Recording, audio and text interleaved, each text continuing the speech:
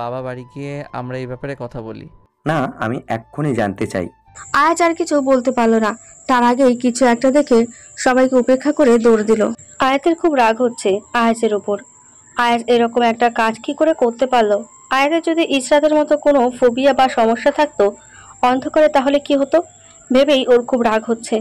আর আজ যদি ওই ব্যাগটা না পাঠাতো তাহলে কি হতো? কিছুটা সামনে যেতেই রেজওয়ান আহমেদকে দেখতে পেল আয়াত। রেজওয়ান আহমেদ আয়াতকে থামিয়ে মাথায় হাত দিয়ে বলল, তুই ঠিক আছিস তো? আমার ব্যাপারে তো তুমি ভালো মতোই জানো। তাহলে তবুও তুই এখানে কিভাবে গেলি? আর আটকেই বা দিল কে? অন্ধকারে আমি নিজের সত্তাকে দেখতে পাই। হয়তো অন্ধকার আমার সাথে আষ্টে পিষ্টে জড়িয়ে আছে, তাই আমাদের সাথে ঘটিত সকল ঘটনাই অন্ধকারে হয়েছে। তাই আমি অন্ধকার ভয় পাই না। অন্ধকারে আমি আলাদা শান্তি খুঁজে পাই। আর বাকি কথা আমি পরে তোমাকে জানিয়ে দিব। এখন যেতে হবে, ঠিক সময় পৌঁছতে হবে। পারলে হয়তো কারোর জীবন চলে যেতে পারে। আচ্ছা ঠিক আছে, আল্লাহ হাফেজ। বলি আয়াত আবার হাঁটা ধরল। অনেকেই আয়াত আর প্রিন্সিপালের দিকে তাকিয়েছিল। এমনকি খান পরিবারের সকলেই, আয়াজরাও বাদ যায়নি। সকলেই বেশ অবাক হলো। ও হেঁটে মাঠের মাঝখানে আসলো। তখন অনিক ও তার বন্ধুরা আয়াতের পথ আটকে ধরল। আয়াত এখনো ঘেমে আছে, মুখে বিন্দু বিন্দু ঘাম জমে রয়েছে। তা দেখে অনিকের বন্ধু বলল, বাহ, আজ তো তোমার এই খরমাত মুখ দারুণ হট লাগছে। সেদিনের কথা বুঝি ভুলে গেছেন? সেদিন তোমার হাতের চর খেয়ে দারুণ ফিল হচ্ছিল। তখন অনিক বলল, এই বাজে কথা বন্ধ কর। আর মিস, আজকে আয়াত যে তোমাকে স্টোর রুমে বন্ধ করে রেখেছিল সেটা আমি জানি। তো কি হয়েছে? কিছু না, এখন তুমি আমাদের সাথে চলো। কোথায়? কোথায় আবার? আমার বিছানায় আজকে তোমাকে যা দারুণ হট লাগছে না। আয়াত এমনিতেই রেগেছিল। অনিকের কথাই আরও ওর শরীর রাগে রিরি করে উঠল। ভুলবশত আয়াতের হাত টাই ধরল। এটাই হয়তো ওর সব থেকে বড় ভুল করে ফেলল। হাত ধরাই ওর মাথায় রক্ত চেপে গেল। আয়াজ এতক্ষণ আয়াতের দিকে তাকিয়েছিল। অনিকেতের হাত ধরায় আয়াজ কোনো দিকে না তাকিয়ে আয়াতের দিকে দৌড় লাগায়। আয়াত রেগে অনিককে একটা নাক বরাবর ঘুষি মারল। তা দেখে অনিকের বন্ধুরা ওকে ধরতে আসলো।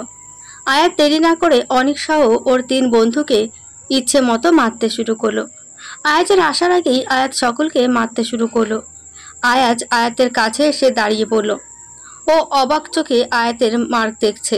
আরো অবাক হয়েছে আয়াতের মারের স্কিল দেখে। দেখে মনে হচ্ছে খুব প্রফেশনাল। নিচে মারামারি হচ্ছে দেখে সবাই সেখানে আসে। খানবাড়ির সকলে অবাক চোখে আয়াতকে দেখছে। একটা মেয়ে হয়ে কিভাবে মারছে। আয়াতের যত রাগ ছিল সব ওদেরকে মেরে শেষ করলো। তারপর অনিকের কাছে গিয়ে বলল, সেদিন মিস্টার আরাফ কি বলেছিল ভুলে গেলি কি করে? তোদেরকে আগেই সাবধান করেছিল, কিন্তু শুনলি না। আমাকে তোর বিছানায় নিতে চাইছিল না? এখন যা, তোর জন্য হসপিটালের বিছানা রেডি হয়ে আছে। অনেক মার খেয়ে আর কিছু বলতে পারল না। আয়াত চলে আসতে নিল। তখন কেউ ওর সামনে পানির বোতল ধরলো। ও মুখ তুলে তাকিয়ে দেখলো মাস্ক পরিহিত একটা ছেলে। ওরা বুঝতে বাকি নেই কে এটা। পানির বোতলটা ধরে আছে ও। কিছু না বলে বোতলটা নিয়ে প্রথমে মুখ ধুলো। তারপর স্কুটির কাছে গিয়ে স্কুটিতে বসে পানি খেলো। সেই মাস্ক পরিহিত ও ওর স্কুটির কাছে গেল। আজ মনে হয় কারো অবাকতা শেষ হচ্ছে না। একটার পর একটা অবাক হওয়ার কারণ পেয়েই যাচ্ছে।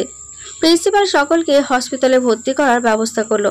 মাস্ক পরিহিতা ছেলেটি আয়াতের কাছে গিয়ে বলল, সেদিন কত করে বললাম শালাদের যে মেয়েদের সাথে খারাপ ব্যবহার করিস না, কিন্তু কে শোনে কার কথা? এখন দেখলেন তো কিভাবে মার খেলো। ছেলেটির কথা বলার ভঙ্গিতে আয়াত হেসে ফেলল আর বলল, তা মিস্টার, আপনি এখানে কেন? আপনার দেরি হচ্ছিল বলে আসতে হলো। সবকিছু রেডি হয়ে আছে, শুধু আপনার অপেক্ষা। তাড়াতাড়ি তো যেতে চাইছিলাম, কিন্তু একটার পর একটা ঝামেলাই শেষ হচ্ছে না। ওকে, সমস্যা নেই, আপনি ধীরে সুস্থে আসুন। আপনার বদলে আমি অন্য একজনকে কাজে লাগিয়ে দিয়েছি।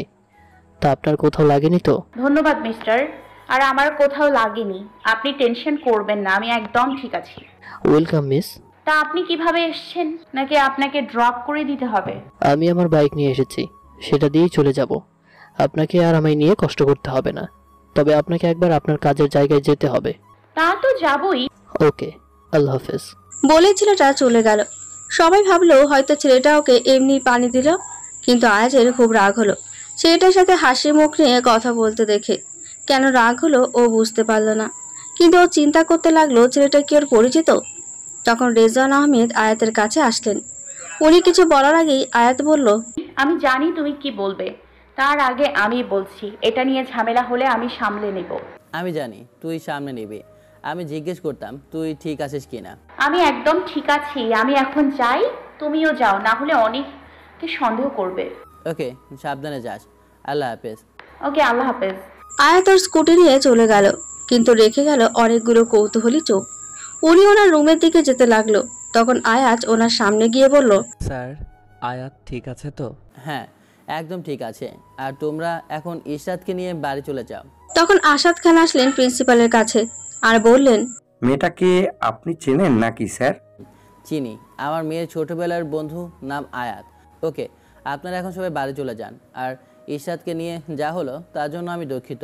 আমি নিজেই জানতাম না ইশরাত আর আয়াত ওখানে আটকে গেল কিভাবে। স্যার, আপনি প্লিজ গিলটি ফিল করবেন না। আসলে এটা একটা অ্যাক্সিডেন্ট ছিল। তবুও আমাদের আরও সতর্ক হওয়া প্রয়োজন ছিল। এটা কি করে হলো অবশ্যই জানতে হবে। ওকে, কিছু জানতে পারলে আমাদের জানাবেন। তখন ইসরাত বলল, আজকের মতো আমরা বাড়ি যাই প্লিজ, তারপর জানা যাবে কে কি করেছে আর কি হয়েছে। সবাই ইসরাতের কথায় সায় জানালো। তারপর যে যার মতো বাড়ি চলে গেল। ইসরাত আয়াজের সাথে একটা কথাও বলেনি। খান বাড়িতে চলছে পিনপতন নীরবতা। ইসরাত বাড়ি এসে সব বলেছে, কি কি করেছে আয়াজ, আর আয়াত ওকে শান্ত করার জন্য কি কি করেছে। শুধু আয়াতের কথা মতো ওর ল্যাপটপের ব্যাপারে আর ওর কাজের ব্যাপারে কাউকে কিছু বলেনি। সব শুনে খান বাড়ির সকলে চুপ মেরে আছে। কেউ বিশ্বাসই করতে পারছে না আয়াজ এমন করে কিছু করতে পারে। হুট করে আলিয়া খান উঠে আয়াতের গালে সপাটে চড় মারলেন। আয়াজ অবাক চোখে তার মায়ের দিকে তাকালো, কারণ আজ পর্যন্ত ওর মা কখনো ওর গায়ে হাত তোলেনি। বাড়ির সকলে কেউ কিছু বলল না, কারণ ও এটারই যোগ্য। আয়াজ গালে হাত দিয়ে বলল, মা, তুমি আর একটা কথাও বলবে না।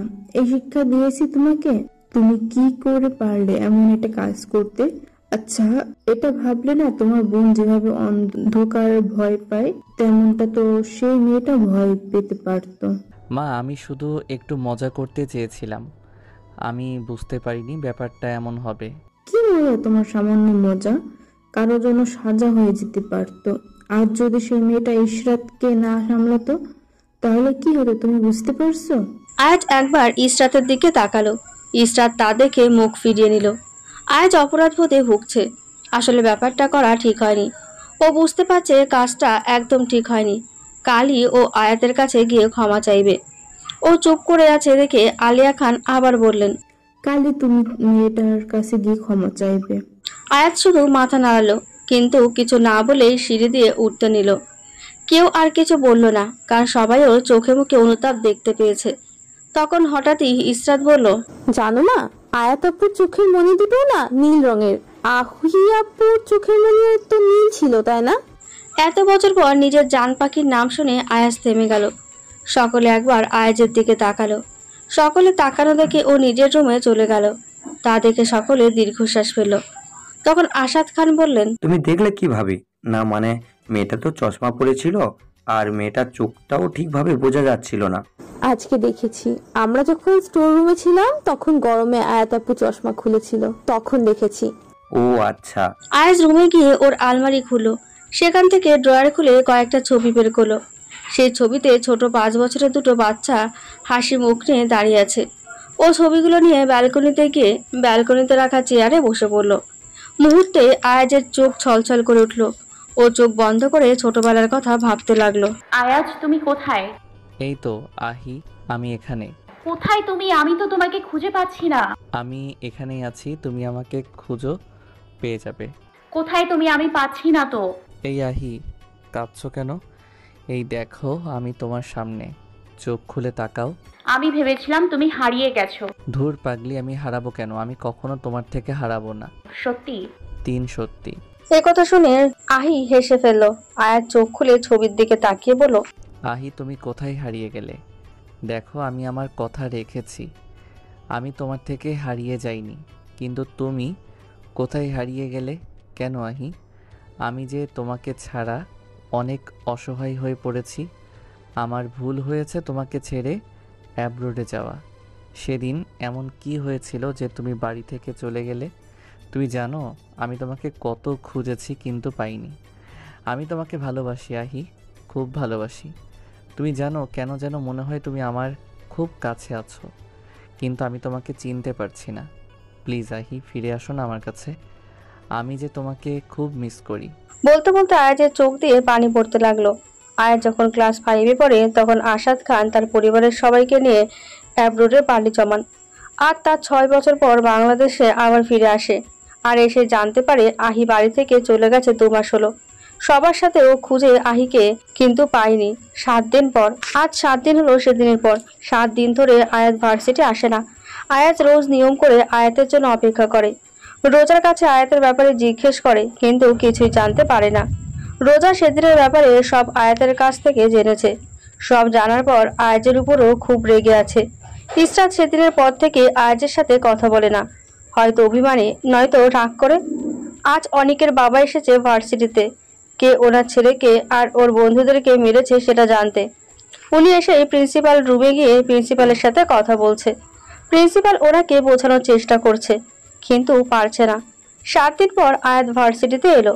ও আসতেই আয়াজ আয়াতের দিকে এগিয়ে গেল। আয়াতকে আজ একটু কেমন যেন লাগছে। আয়াজ আয়াতের সামনে এসে দাঁড়ালো। তা দেখে আয়াত চোখ তুলে আয়াজের দিকে তাকালো আর বলল, কিছু বলবেন? না মানে সেদিন কি? সেদিনের জন্য। আরো কিছু বলবে তার আগেই রোজা এসে বলল, আয়াত, তোকে বাবা ডাকছে।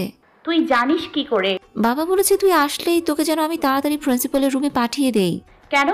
অনিকের বাবা এসেছে। ও আচ্ছা, চল তাহলে। মিস্টার আয়াজ, আপনার সাথে পরে কথা বলবো, আসছি। বলে আয়াত ওখান থেকে চলে গেল আয়াজকে কিছু না বলতে দিয়ে। May I coming sir? Yes, coming. আয়াত প্রিন্সিপালের অনুমতি পেয়ে ভেতরে ঢুকলো।